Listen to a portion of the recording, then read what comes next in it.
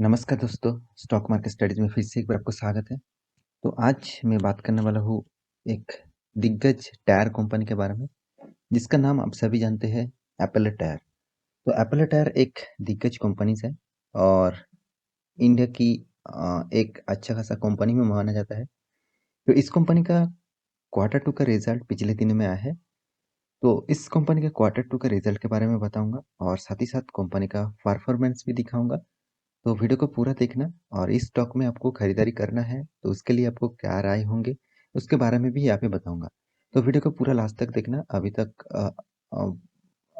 तक आपने मेरे चैनल को सब्सक्राइब नहीं किया तो जरूर सब्सक्राइब कर लेना, क्योंकि आपको daily basis stock market information चाहिए तो इस चैनल में बने रहिए। तो चलो देखते हैं आज के स्टॉक के बारे में।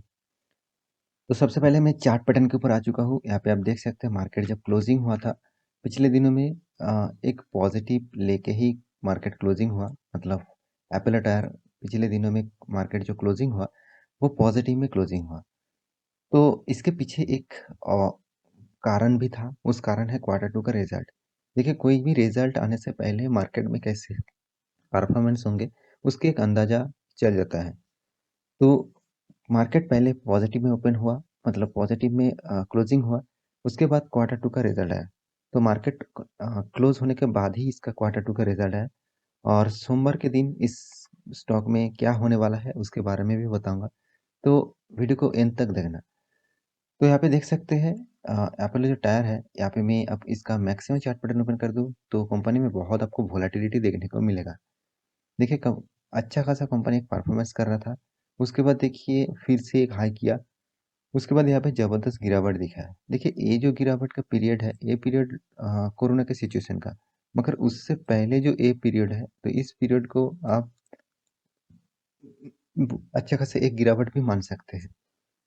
तो इस कंपनी के बारे में एक बात कहूँ, कंपनी अभी भी मिड कैप टाइप कंपनी है, अभी लार्ज कैप कंपनी नहीं बना और कंपनी का परफॉर्मेंस अभी भी मुझे थोड़ा सा वीक लगा। तो उसी के बारे में सारी जानकारी यहाँ पे दिखाऊंगा। तो उससे पहले आप क्वार्टर 2 का रिजल्ट देख लीजिए। तो यहाँ पे मैं क्वार्टर 2 का रिजल्ट के ऊपर आ चुका हूँ। यहाँ पे आप देख सकते हैं कंपनी का टोटल जो इनकम है यहाँ पे मिलियन में दिया गया है, 36,800 मिलियन। और पिछले क्वार्टर में था 32,500 मिलियन। पिछले सालों में था 29,400 मिलियन। तो ओवरऑल बात करूँ, यहाँ पे एक अच्छा खासा जंप देखने को मिला दोनों क्वार्टर के तुलना से। मतलब इनकम में अच्छा खासा यहाँ पे परफॉर्मेंस कंपनी ने किया है। तो उसके बाद बारी आती है एक्सपेंस की। तो अभी एक्सपेंस के बारे में बात करूँ, कंपनी 35,500 मिलियन का एक्सपेंस किया।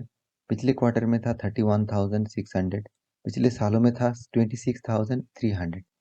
तो ओवरऑल बात करूँ, यहाँ पे जिस तरीके से इनकम हुआ उस तरीके से ही एक्सपेंस हो गया। तो उसके साथ टैक्सेस भी को जोड़ना है। तो टैक्सेस कंपनी को पे करना है। टोटल जो टैक्सेस पे किया कंपनी ने 330 मिलियन का टैक्सेस पे किया। पिछले क्वार्टर में 209 मिलियन का टैक्सेस पे किया। पिछले सालों में और भी ज़्यादा टैक्स पे करना पड़ा, 814 मिलियन का टैक्सेस पे करना पड़ा। तो टैक्सेस पे करने के बाद कंपनी के हाथ में जो नीट प्रॉफिट आते हैं, मतलब जितने सारे एक्सपेंस है, जितने सारे टैक्सेस है, उसको पे करने के बाद कंपनी के हाथ में जो इनकम आता है उसको कहते हैं टोटल कॉम्प्रिहेंसिव इनकम।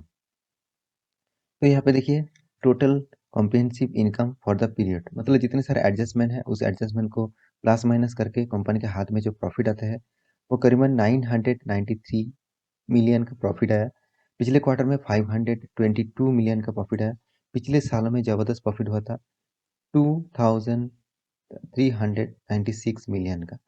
तो पिछले सालों में अच्छा खासा प्रॉफिट हुआ था, क्योंकि कुछ परफॉर्मेंस अच्छा हुआ था और कुछ इनकम टैक्स यहाँ पे लागू किया नया गया, मतलब लागू नहीं था, तो इसलिए अच्छा खासा एक प्रॉफिट हुआ था। तो उसके तुलना से देखा जाए पिछले सालों में बहुत ज़बरदस्त यहाँ पे इनकम हुआ था। मगर यहाँ पे क्वार्टर बेसिस आप देखेंगे तो पिछले क्वार्टर की तुलना से यहाँ पे अच्छा खासा एक इनकम भी हुआ है। इसीलिए अर्निंग पर शेयर भी देखिए यहाँ पे कम हो चुके हैं पिछले सालों की तुलना से। करीबन 1.41 रुपीज़ का अर्निंग पर शेयर है। पिछले सालों में था 1.07 और पिछले क्वार्टर में था 1.07। पिछले सालों में था 3.58। तो यहाँ पे आपको एक अच्छा खासा कम अर्निंग देखने को मिला। तो कंपनी छोटा सा है, इसलिए यहाँ पे अर्निंग पर शेयर भी बहुत छोटा हुआ। तो कंपनी का सेगमेंट वाइज परफॉर्मेंस आपको दिखा दूँ तो सेगमेंट वाइज रेवेन्यू के बारे में बात करूँ तो यहाँ पे टोटल जितने सारे सेगमेंट है, यहाँ पे देखिए कौन सा कंट्री में आप माल बेचते हैं, यहाँ पे भी दिया गया है। तो जितने सारे माल बाहर की कंट्री में बेचते हैं और जितने सारे प्रोडक्ट्स इंडिया में बेचते हैं, तो सारे प्रोडक्ट को मिलाकर यहाँ पे 50,773 मिलियन का टोटल रेवेन्यू जनरेट किया। और पिछले क्वार्टर में था 45,800, पिछले सालों में था 42,900। तो ओवरऑल बात करूँ यहाँ पे सेगमेंट वाइज इस क्वार्टर में प्रॉफिट और इनकम दोनों ही अच्छा खासा यहाँ पे देखने को मिला। तो इसी का नज़रिया आपको पिछले दिनों में ही मार्केट जब क्लोजिंग हुआ था, तभी एक पॉजिटिव सिंबल देके कंपनी बंद हुआ। तो मंडे के दिन इस कंपनी में थोड़ा-सा अप्स एंड डाउन चलेंगे, क्योंकि प्रॉफिट पिछले सालों से कंपैरिजन करूँ थोड़ा-सा कम हुआ, मगर पिछले क्वार्टर से तुलना करूँ तो प्रॉफिट यहाँ पे अच्छा खासा देखने को मिला। तो आप लॉन्ग टर्म निवेशक हैं, तो आपके लिए क्या राय होंगे? उसके बारे में जानने से पहले सारे डेटा आपको देखना चाहिए कंपनी के बारे में। यहाँ पे देखिए कंपनी 13,500 करोड़ का मार्केट कैपिटलाइजेशन लेके बैठे हुए है। मतलब कंपनी एक मिड कैप टाइप कंपनी है, और मिड कैप टाइप कंपनी हमेशा बहुत वोलेटिलिटी होता है, बहुत अप्स एंड डाउन चलते हैं। तो उसी का नज़रिया आपको चार्ट पैटर्न में देखने को मिला। तो पीई रेशियो देखिए 16, मतलब एकदम ठीक-ठाक लेवल में है। डिविडेंड देखिए कंपनी 1.65% का डिविडेंड भी कंपनी दे चुके हैं। कंपनी के पास कर्जा बहुत ज़्यादा है, 4,300 करोड़ का। कंपनी के पास उतना कैश भी नहीं है, मात्र 1,400 करोड़ का कैश है। जिस तरीके से कंपनी के पास कर्जा है, उसके हिसाब से कैश बहुत कम है। और यहाँ पे देखिए कंपनी का जो प्रोमोटर होल्डिंग है वो 37% है। प्रोमोटर होल्डिंग बहुत कम है। और यहाँ पे देखिए कंपनी का रिटर्न ऑफ इक्विटी 8% है, रिटर्न ऑफ कैपिटल एम्प्लॉयड 11% है। ये दोनों डाटा मुझे बहुत वीक लगा। कंपनी का प्रॉफिट ग्रोथ 42% कंपनी का प्रॉफिट ग्रोथ है। तो ये भी एक अच्छा पॉजिटिव सिंबल है। और कंपनी का फेस वैल्यू 1 रुपया, मतलब कंपनी बहुत बार स्प्लिट कर चुके हैं, तो इसीलिए कंपनी का प्राइस रेंज अभी आपको 200 रुपीज़ में मिल रहा है। तो कंपनी का और भी कुछ डेटा दिखा दूँ, कंपनी का जितने सारे कॉम्पिटिटर है उसके हिसाब से नंबर 1 पोजीशन में जो कंपनी से बालकृष्णन बीकेटी कंपनी है, आपकी इसके ऊपर वीडियो में बना चुका हूँ। एमआरएफ दूसरे नंबर में है। एमआरएफ का तो प्राइस आप जानते हैं, बहुत हाई प्राइस में चल रहा है। अभी 77,000, 80,000 था, 77,000 चल रहा है। एप्पल टायर जो इसका प्राइस रेंज अभी सबसे सस्ते में मिल रहा है। इस तीनों के कंपैरिजन में सबसे सस्ते में आपको एप्पल टायर मिलेगा। और भी बहुत सारे कंपनी है, तो इस तीनों कंपनी से मैं यही कहूँगा, एप्पल टायर भी अच्छा खासा कंपनी है, खराब कंपनी नहीं है। तो कंपनी का देखिए यहाँ पे सेल्स ग्रोथ मुझे वीक लगा, प्रॉफिट ग्रोथ एक साल में ठीक ठाक है, मगर और कुछ साल में थोड़ा सा कम मुझे लगा। Return of equity and return of capital employed दोनों ही मुझे थोड़ा सा वीक यहाँ पे देखने को मिला।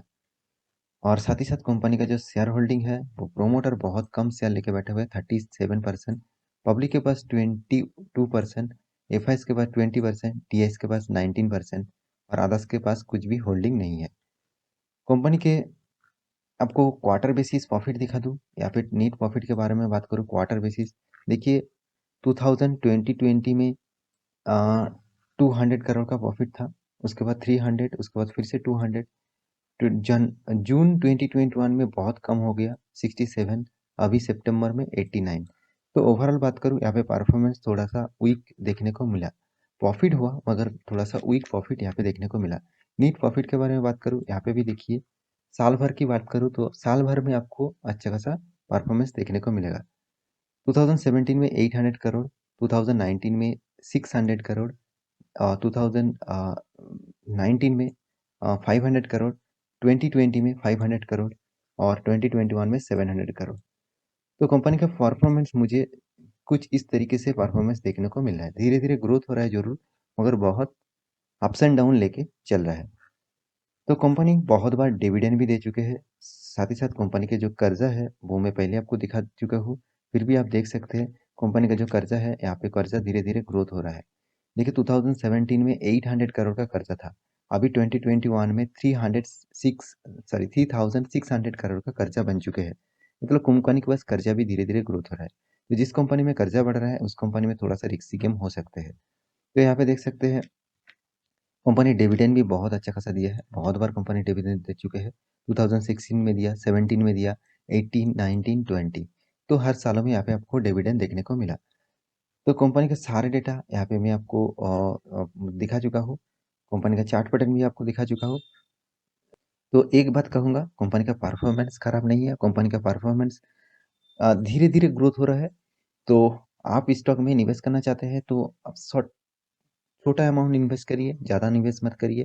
कंपनी का परफॉर्मेंस पॉजिटिव में ज़रूर है, मगर कंपनी के पास बहुत कर्जा है और कंपनी का रिटर्न ऑफ इक्विटी और रिटर्न ऑफ कैपिटल एम्प्लॉयड मुझे बहुत वीक लगा। तो इस सारी जानकारी आपके सामने रखा हो और आपको लगे स्टॉक में खरीदारी करना ही है, तो इसके पहले आप स्टडी कर लीजिएगा, उसके बाद निवेश करिएगा। तो मिलते हैं अगले स्टॉक लेके, तब तक के लिए अच्छे से रहिए, अपना ख्याल रखिए, बाय बाय।